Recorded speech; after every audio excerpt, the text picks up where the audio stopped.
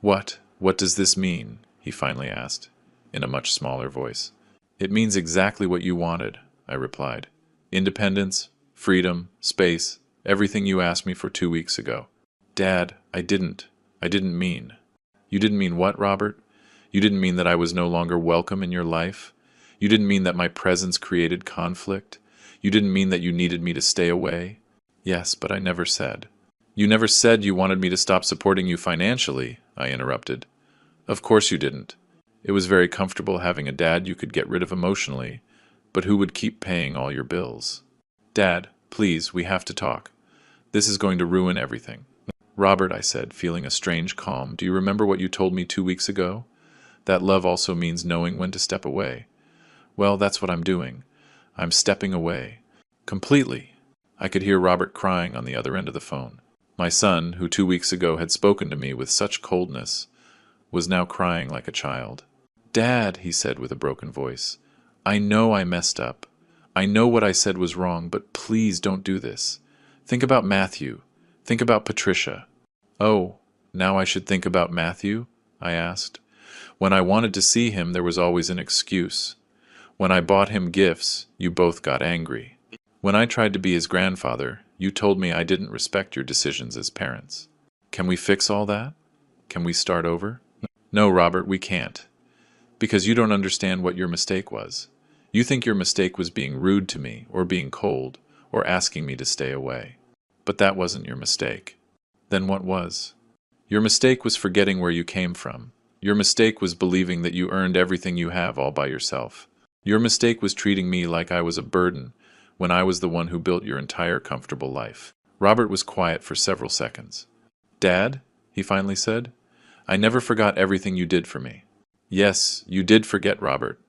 You forgot when you stopped thanking me. You forgot when you stopped respecting me.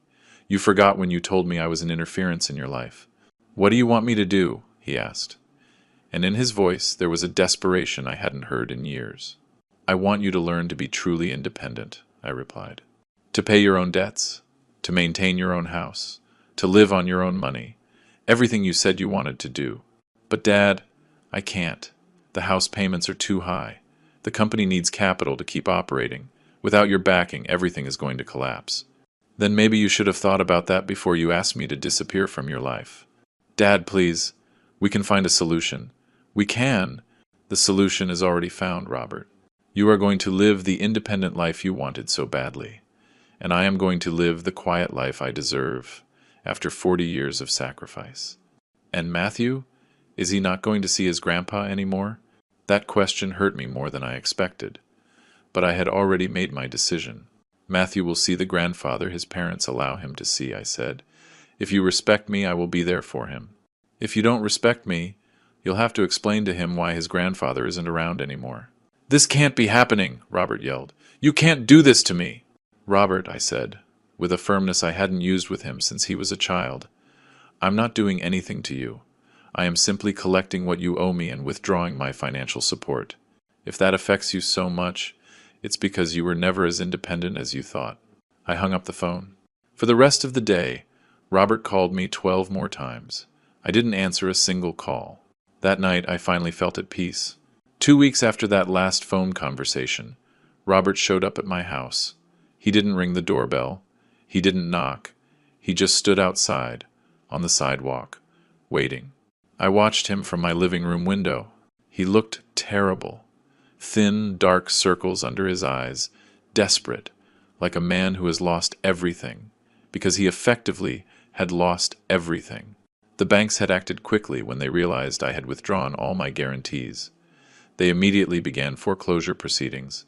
The house, the cars, the company accounts. Everything was at risk. I watched him for half an hour, standing there under the sun, like a punished child waiting for forgiveness. Finally, I went out. Robert, I said.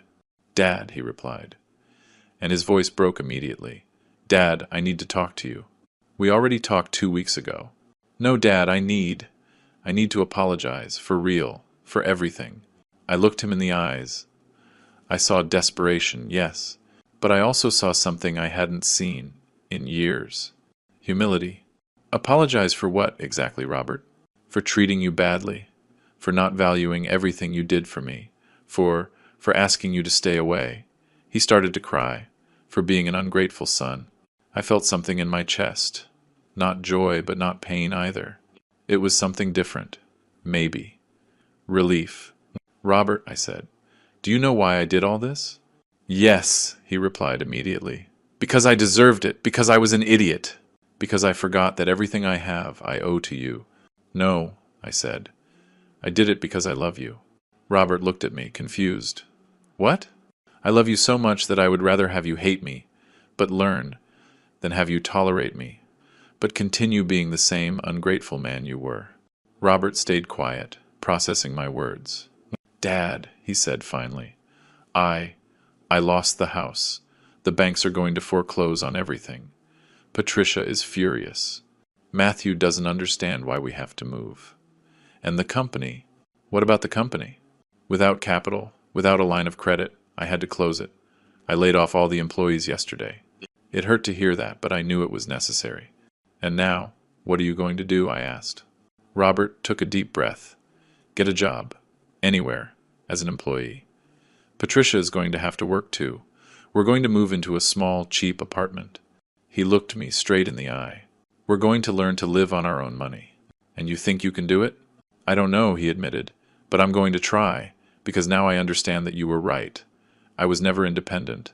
I was just a rich kid playing adult with his dad's money. We stood there for several minutes, not talking. Robert, I finally said, there's something you need to know. What?